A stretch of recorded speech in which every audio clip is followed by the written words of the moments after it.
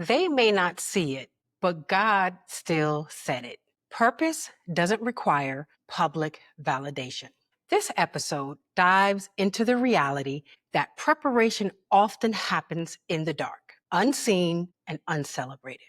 Just like Jesus, who spent 30 years preparing for a 3.5-year assignment, we too may find ourselves in seasons of intense preparation. And when it's time to step out, don't be surprised if the people closest to you, like a Peter, James, and John, fall asleep on your purpose. They love you, but they can't carry your calling because what God whispered to you wasn't meant for their ears.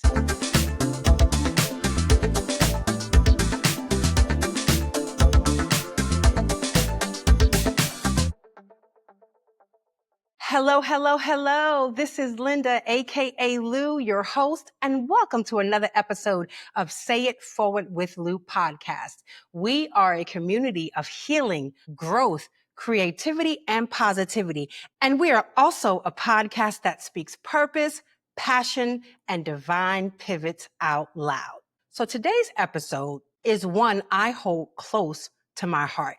It's personal, prophetic, and it's for women who's been asking God, why does it feel like no one sees me? The title, Slept On, but Still Chosen, when God calls you without a group chat.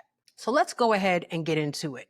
And we're going to sift through today's topic and chat. So make sure you have your cup of cozy, your journal, and that you're comfortable. So let's start with this. Have you ever felt a divine tension of being called but not celebrated? Or being built in silence while everyone else seems to be seen, reposted, invited, applauded?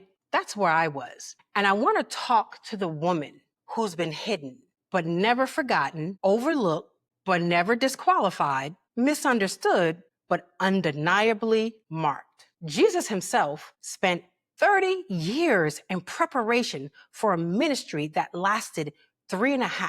So let that settle in your spirit for a bit, right? Because we live in a culture that claps for arrival, right? But heaven claps for alignment. And sometimes the alignment requires isolation.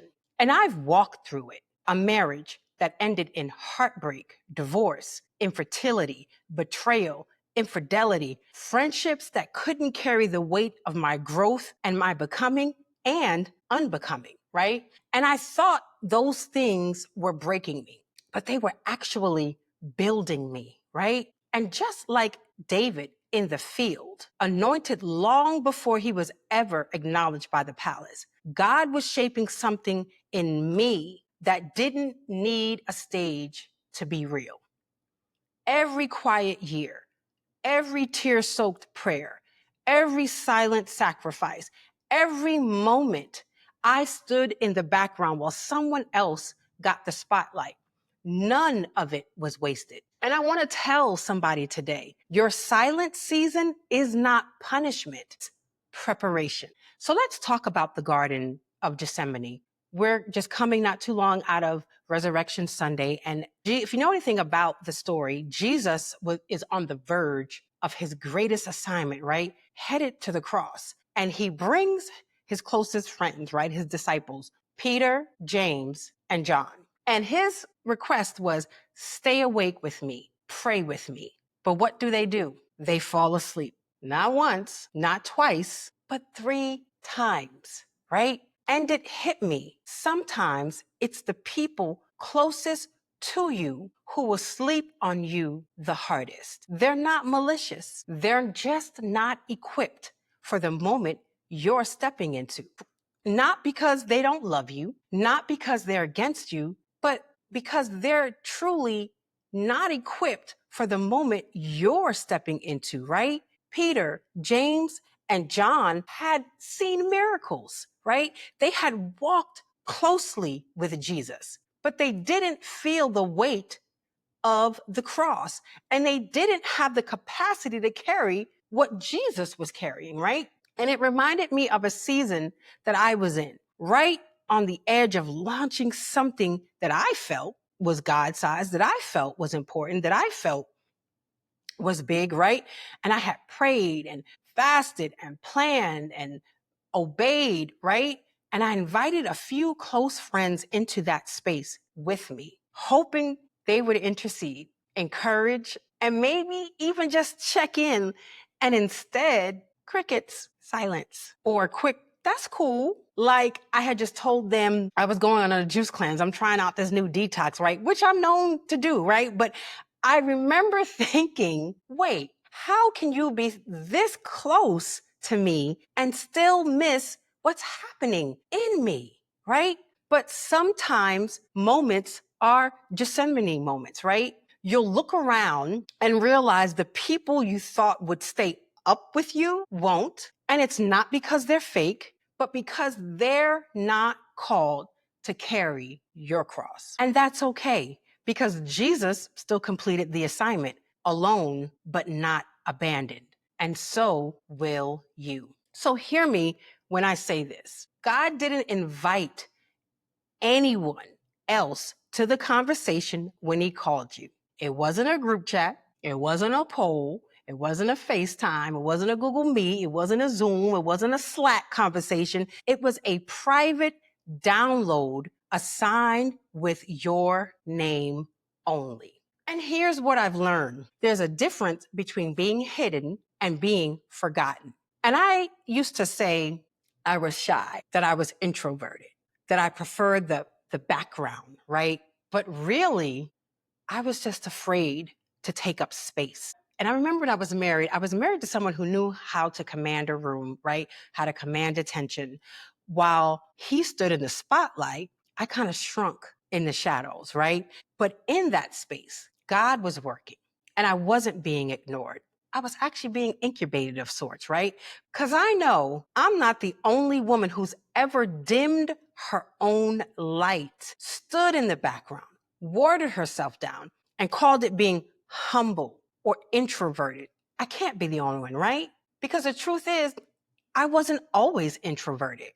I was just conditioned to believe that small was safe, that quiet was acceptable, that background roles were where good girls stayed planted, right? And I know we've all heard the phrase, children should be seen and not heard. And while I understand the intent behind it, teaching respect and reverence, it can also unintentionally condition us to silence ourselves, right? It trains us, right? Especially as young girls, as young boys, as young people, to hold back our ideas, suppress our feelings, and our second guess the value of our voice. Because I was the one who'd walk into the classroom, right? Scan for a seat closest to the wall or in the back of the room, right? And the one who would volunteer to serve in some capacity just as long as I didn't have to hold the mic or be in the forefront, right? I was comfortable with that, right? I was on the team, but never wanted to be seen. I was the idea behind the production, right? And for a long time, that made sense. I told myself I was just being helpful, supportive, behind the scenes, doing God's work, right? Doing kingdom work, but from the shadows. But this season, it's been different because God's been calling me, right? Into the spotlight. And as uncomfortable as that is, and still is, I've learned something. There's a difference between being hidden and being forgotten. And I'll say that again. There's a difference between being hidden and being forgotten. God hides what he values. He conceals what he's cultivating. But eventually, what's been hidden gets revealed. And he made it clear, for me, it's time. And I'll never forget the prophetic word spoken over me this past fall. I was at my coaching cohort retreat back in November, minding my business, honestly, just trying to stay out the way, taking it all in, right? Enjoying the moment. And the prophetess that was speaking to us looked straight at me, came over to me and said, "You keep saying maybe it's her, maybe it's them, and maybe they're more ready. But God says, no, it's you. You're the one. You keep trying to pass the mic, but heaven, God has already handed it to you. And in that moment, I was so overwhelmed with emotion. I felt exposed. I felt seen. I felt shaken, right? But also chosen. So here's what I've learned. Where I used to say I was shy, that I was introverted, that I preferred the background, but really I was just afraid to take up space, afraid of what people would think, afraid that I'd be too much, afraid that I wasn't enough, right? But not anymore. Because when God says it's you. And there's no questioning God about that. It's you. And so just like Joseph in the pit, in the prison, before the palace, right? God had to allow a private development, a process before public promotion. Because if you get the platform before you're ready, it will expose what hasn't been healed or developed. And that leads me to Esther. So let's talk about Queen Esther. It's one of my favorite stories in the Bible. If there was ever a woman who embodied what it meant to be slept on but chosen, right? It was her. She didn't come from royalty. She was an orphan raised by her cousin Mordecai. No famous last name, right? No powerful connections, no platform, but ultimately she became chosen, right? And before she ever stepped into her assignment, she was hidden. Esther 2:12 tells us that she spent 12 months in preparation, 6 months with oil of myrrh and 6 months with perfumes and cosmetics, right? Before she ever even had one moment with the king. So let's let that settle in and really think about that. A full year of preparation for one defining encounter. She didn't know she was being positioned to save a nation. She was just obeying, trusting, and becoming. And ladies, that's what your season might feel like right now. You don't see the full picture. I know it. Sometimes I didn't see the full picture, right? Sometimes I still like, God, I don't see the full picture. You feel the press, right? You feel that press, the pruning, the stillness. You feel like you've been sitting in obscurity sometimes, like your voice doesn't matter, like the doors aren't opening, right? That what you're doing, you're just not seeing any progress. You don't really understand why you're in this particular season. But Esther teaches us this: before there's purpose, there's a process, right? And before there's promotion, there's often preparation in private. And I think about, like Queen Esther, I didn't see all the things God was preparing me for. I didn't know that the pain I endured in silence, the tears that I had cried behind closed doors, the years I spent hiding behind others' dreams were my myrrh and perfume moments, right? They were cleansing me and shaping me and positioning me. And if you ever felt that too, like you were hidden, silenced, sidelined, right? The story of Esther is your reminder that God hides those he plans to use greatly. Gosh, that makes me just smile when I really think about that, because if he exposed you too soon, they wouldn't see the queen in you, right? They'd still see the orphan, the overlooked one from the wrong family, the wrong background, the wrong resume, right? But when God calls you, he prepares you. And then he reveals you in power, just like he did for Esther, right? And Esther 4:14 says, when the threat came to annihilate her people, Mordecai sent word and said, who knows if perhaps you were made queen for such a time as this. I love that scripture. It's one of my favorites, because what if all the times you've been overlooked, all the nights you cried, all the opportunities that passed you by, what if they weren't denials, but divine delays? What if your such a time as this moment is closer than you think? God didn't make you wait because you weren't ready. He made you wait because he was getting the world ready for you. You're not just healing, you're being crowned, right? You're not just waiting, You're being prepared. You're not just hidden. You're being protected until the fullness of your assignment can be revealed. And when it is, it won't just shift your life, it will impact the lives connected to your obedience. I'm going to say that again to let that really process with you. It won't just shift your life, it will impact the lives connected to your obedience. Because just like Esther, your yes has the power to save generations. You're being protected until the fullness of your assignment is revealed, right? Because Esther didn't ask to be chosen. She didn't chase a platform. She was tucked away, raised by her cousin Mordecai, and chosen to enter a palace she didn't ask to be in. For a crown she didn't even know she was qualified to wear, right? But her assignment wasn't just about beauty or favor. It was purpose disguised as position. She was placed strategically, hidden until the right moment to save an entire nation.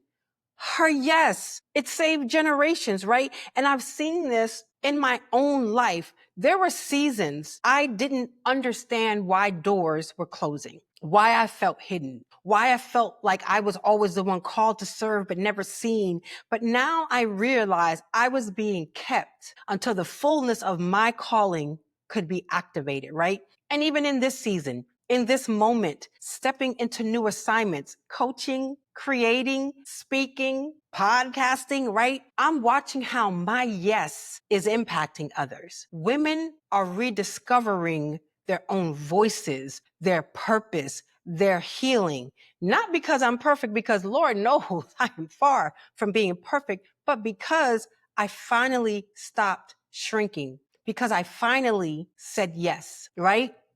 So if it feels like God is hiding you right now, he might be, but it's not punishment. It's protection. It's preparation, because your yes is connected to someone else's breakthrough, right? When you really think about that, you're not just being positioned, you're being planted. And when you're ready to bloom, goodness, it won't just be beautiful. It will be generational. So to really sit and think about your yes, my yes, that there are women waiting on the other side of my yes, that there are women waiting on the other side of your yes. There are individuals waiting on the other side of your obedience, on the other side of you saying, I'm going to surrender and let God use me, because your obedience can impact someone else's life, right? So don't despise your silent season.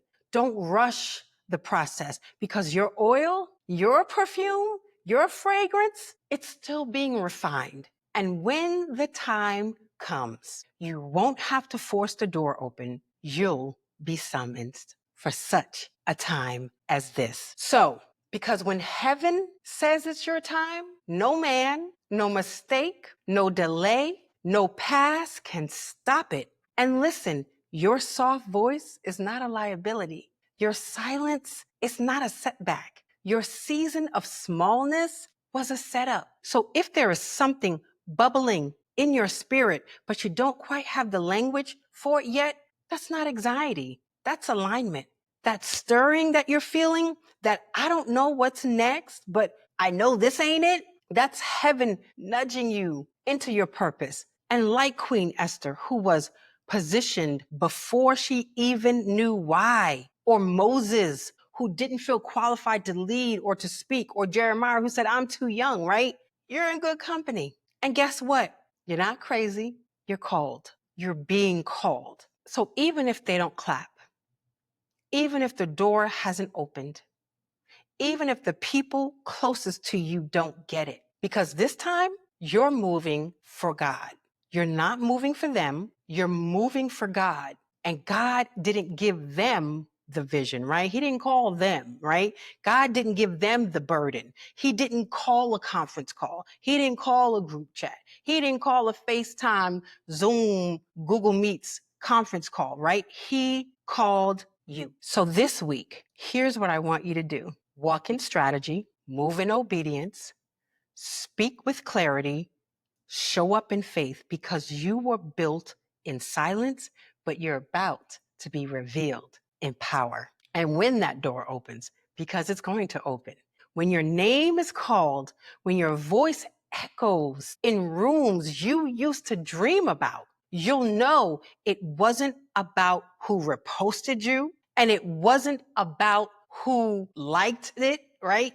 It was always about who sent you. So before we end this episode, I just want to close us out in a quick prayer. Lord, thank you for the hidden seasons. Thank you that even when others didn't see us, you did. Help us to trust the process, lean into your timing, and walk boldly into what you've called us to. And let us be reminded that applause is optional, but your assignment is not. So we say yes, even now, even unseen. In Jesus' mighty, matchless, and magnificent name I pray. Amen. So I want you to say this declaration with me. I was built in silence. I am called by God. I will not shrink. I will not apologize. Even if they sleep on me, I was still chosen. So your calling, it doesn't need confirmation from a crowd. Your yes is more powerful than their applause. So keep walking, keep pushing, keep becoming, right? You're not behind.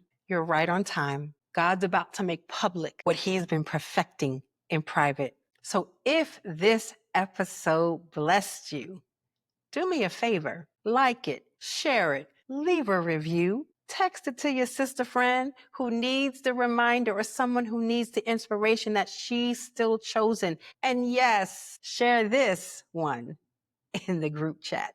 Pun intended, right? And if you know you're called but feel stuck on the how, click the link in the show notes and book a free chit chat clarity call with me and discover if we can partner in a coaching relationship to take your journey further and explore what some of your goals are and put an action plan for you to be able to meet them, right?